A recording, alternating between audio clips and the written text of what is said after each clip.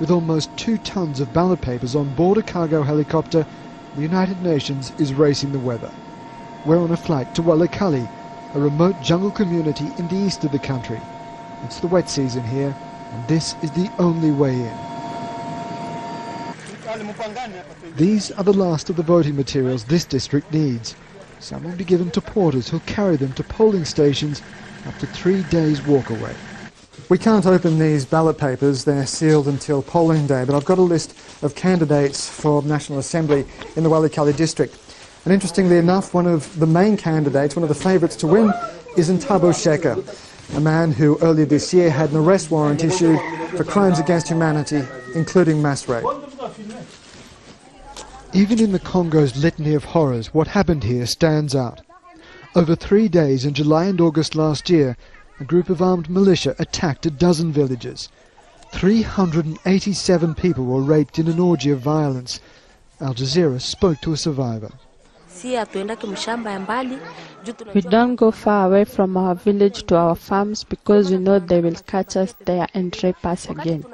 A UN investigation accused 3 men of leading the attacks, including Ntabo Sheka. I feel as though him and his fighters could be integrated into the army, because the army is welcoming him, it's protecting him. But they've been terrorizing people in Walikali, and that's the fear we have. But that hasn't stopped Sheka campaigning. He and his heavily armed men marched through town, openly defying the arrest warrant. The police, the army, UN peacekeepers all stood aside. In the town centre, in the pouring rain, Sheka the candidate finally appeared.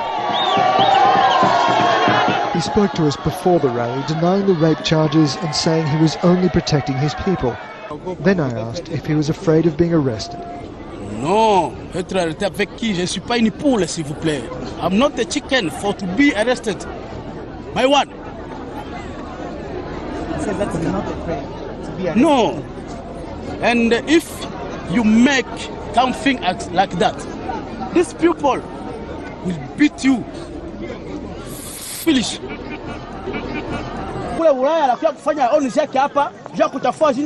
To human rights groups, this represents so much that is wrong here.